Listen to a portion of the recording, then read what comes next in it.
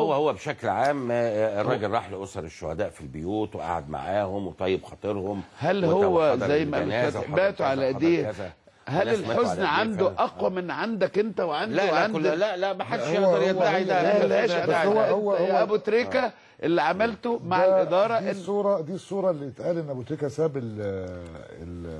الاداره وخرج للجمهور في المؤتمر الصحفي. هل يجوز؟ لا يجوز.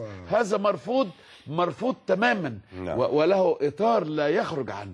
ابو تريكه تجاوز المسموح له بالتصرفات اللي عملها من ساعه المباراه، ثم ركوب الطائره والنزول والتصرف اللي عمله هو يعرفه وكل الناس تعرفه مش هقوله، ثم ان هو يطلع رئيس النادي عامل مؤتمر صحفي وبيتكلم، هو يخرج يقول مش عارف ايه، لان كلنا بنطالب بحقوق الشهداء كلنا، فلا نزايد ولا يعني ما نحاولش ان احنا نعمل فيها هذا موقف لا يحتمل بطولات.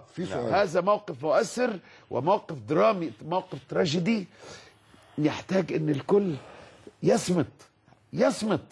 اردت تدي الدزور اسر الشهداء اذا فعلا مش يقول لك ما تعطيه بيدك اليمنى لا تربدك، ده الحديث عن الرسول صلى الله عليه وسلم. يبقى انت عايز تروح بيت الاسره ما لقيش كل الجرايد ابو تريكه في السويس مش عارف ايه، ابو تريكه في المنطقه. هو كنجم بيبقى معروف انه راح محمود بيه. لا يعني معلش انا يروح سرا على كلام حضرتك.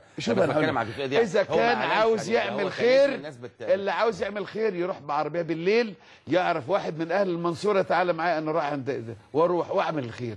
ما لاقيش كل الجرايد منزلها. خلي بالك ان اهالي الشهداء حتى بينزلوها على الفيسبوك. ايوه يقولوها.